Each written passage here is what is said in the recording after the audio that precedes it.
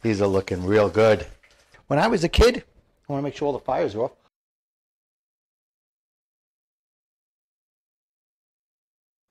Hello, Warriors. It's me, Martin Salama, the architect of the Warriors Life Code. Live incredibly full every day. I'm here back again with you today in my kitchen. It's Hanukkah. So I got a couple of requests to make latkes. So I looked around and I found a recipe that I really liked. It was actually on the Food and Wine website, and it was called, this is why I decided to do it, Best Ever Potato Latkes. And it was done by a woman who owns a store called Russ & Daughters. It's a fantastic store downtown New York City. They sell all types of smoked salmon. I'm not a big smoked salmon lever. My son Caesar loves them. But anyway, so I said, okay, let me try it. And what I liked about it was it has in it finely chopped scallions. What it has in it is 2.5 pounds baking potatoes, which I used russet, okay, a medium onion, both of those coarsely shredded on a box grater, you know, the big holes on the side, on the big main one, 2 large eggs beaten, chopped scallions, half a cup, matzo meal, unsalted butter melted and cooled slightly, kosher salt, black pepper, baking powder, vegetable oil. I use canola oil, and some stuff you can put on top. So I did most of the work already, which was to, in a colander, I peeled the potatoes, I peeled the onions, and I mixed them together with the eggs and everything else, and they're all ready to go. Here they are. Okay, so now, let me tell you a little bit about this holiday of Hanukkah. I'm waiting for the oil to heat up a little bit, and then we'll get going into that. And then I'll tie into why I brought it up now. So Hanukkah is called the Festival of Lights. It's a very big holiday because there was a war, and at the end of the war, it was with the Greeks. It was in about 164 BCE, before the Common Era. BCE. And what happened is that it started out as a war between the regular Jews and the Jews who became what's known as Hellenists, because they were following the laws, the rules of the Greeks. Even though the Greeks said, do what you want, live how you want. But what was happening was the regular Hebrews, Jews, felt that they were losing the touch with their religion. As a matter of fact, the Hellenists started using the Great Temple, the Second Temple, to sacrifice to the Greek gods, Apollo and all these other gods, Zeus and all that, which goes against everything in our religion. So they fought, and it started out they were fighting with the Hellenists, and as it progressed, the Hellenists asked the Greeks to get involved with them. I might get some of the details wrong, so don't kill me. But the Greeks started getting involved, and towards the end of the war, the Jews won. This time it was the few against the many, and when they went into the temple and they started to clean it up, they said we have to light the menorah, which was only a branched menorah with the middle one, 7. And they said, okay, but we have only 1 jar of oil.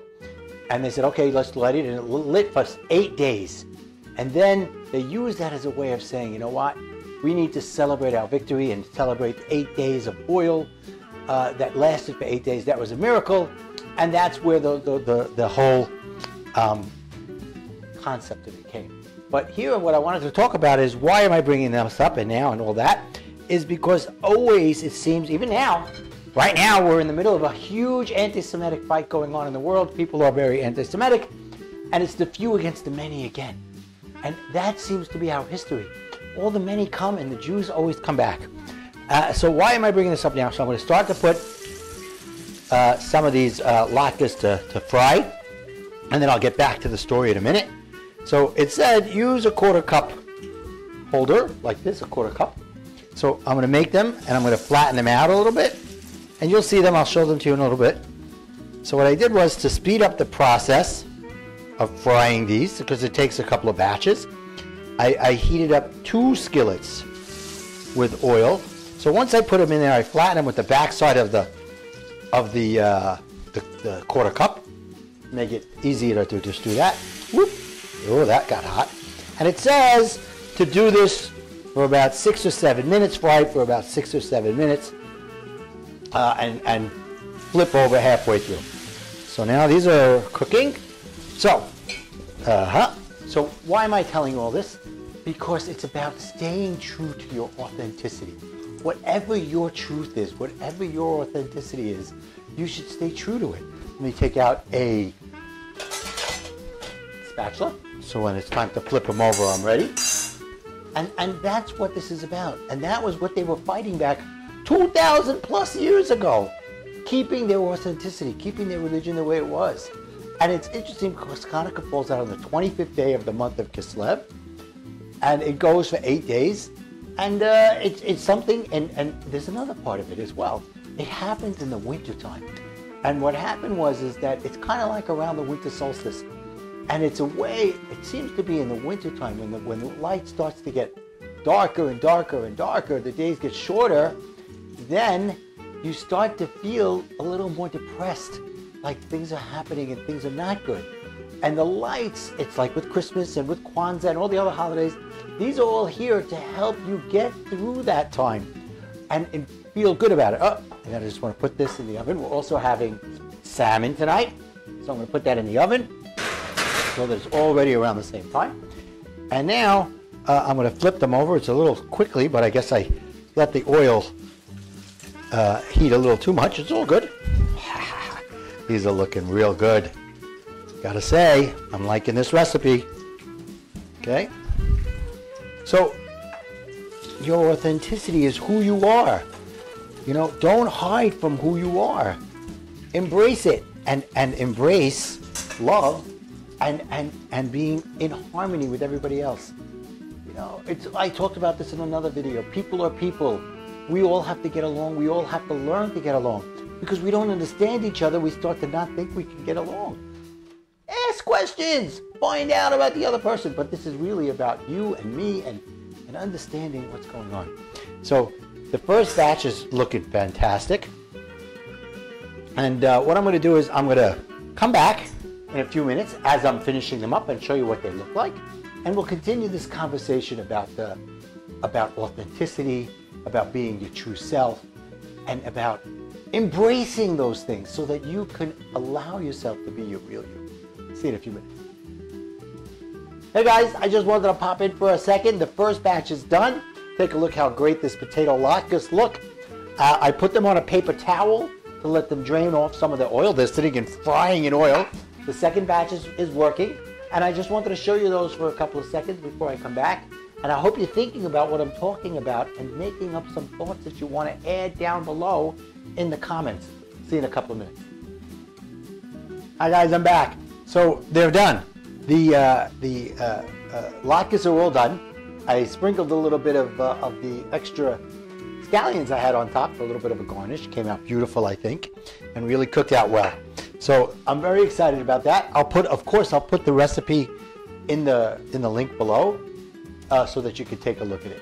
But you know, let's get back to this conversation that we're having about being your authentic self, because I think it's such an important conversation that we don't have enough. So what am I talking about? I'm talking about sticking up for yourself with what you believe. Don't let somebody bully you into doing things that you don't want to do. Now, take it from me.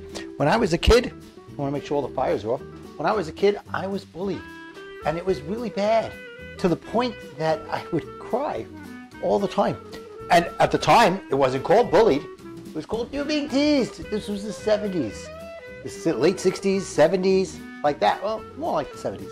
But anyway, it was so bad that when I graduated from elementary school, I was 12, 13 years old, 8th grade. And you know how they make a last will and testament for people as a joke. Oh, we left this guy that, we left this guy that. For me, they left a box of Kleenex tissues because I cried so much.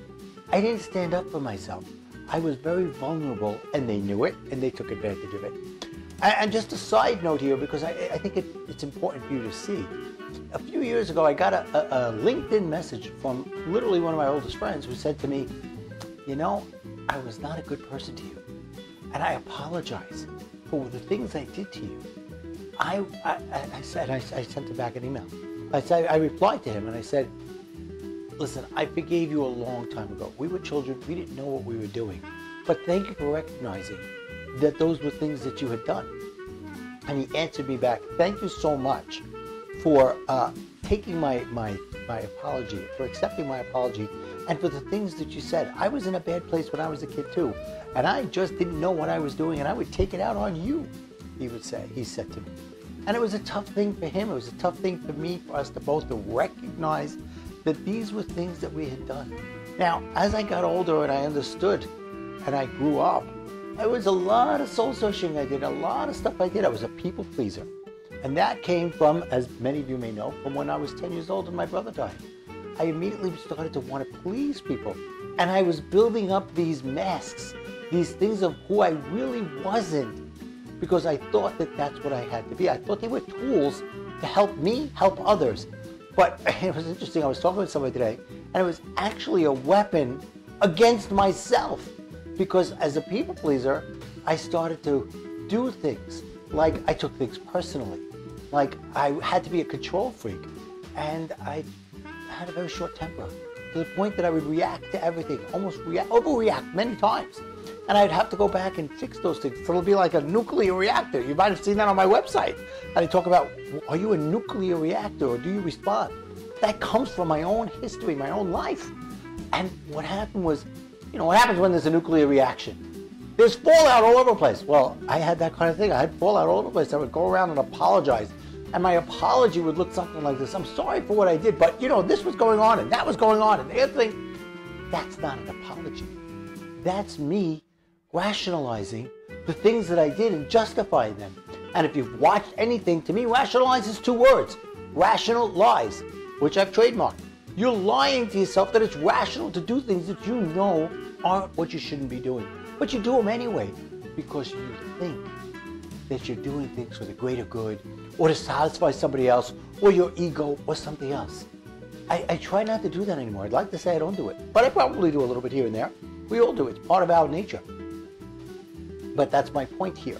It's about recognizing, becoming, and in that process I went from self-conscious to self-aware, which is something I've talked about on other videos as well, and on Facebook. So what's so important about me talking about this today, during Hanukkah time, because it's okay to fight for who you want to be.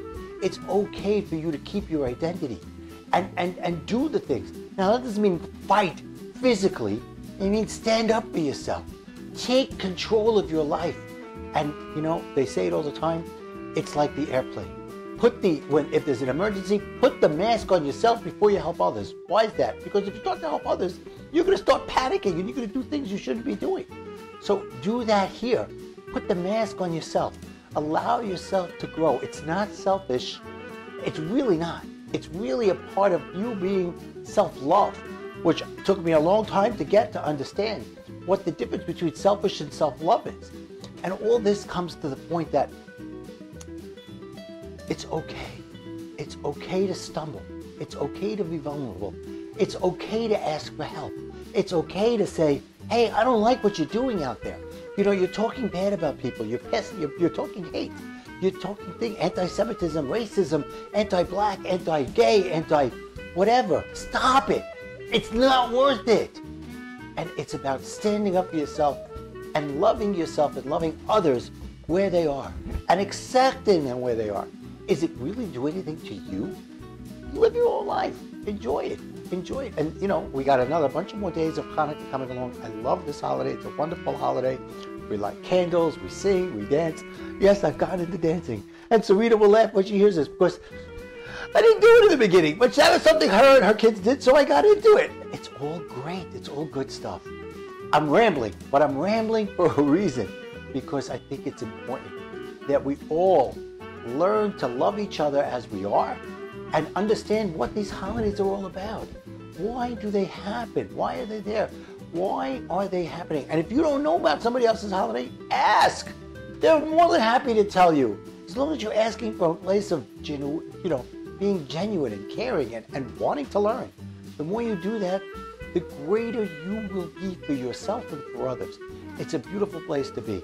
And you know, I'm going to keep on doing these things. I'm going to keep on talking about this stuff. And this is what I'm all about. So it's okay. Comment below. Tell me what you're thinking. Tell me what you like. Tell me what you don't like. Tell me if you think I'm saying something you don't agree with and why. But you know what? Click on my links. Learn about me. Go to Connect with Martin. My cards are ready. Warrior to Warrior. They're important cards. They tell you what you need to know when you need to know it. So enjoy life. Enjoy Hanukkah. Enjoy your latkes. Okay? We got to have fun too. Enjoy the latkes as you eat them. And sing some songs and have some fun.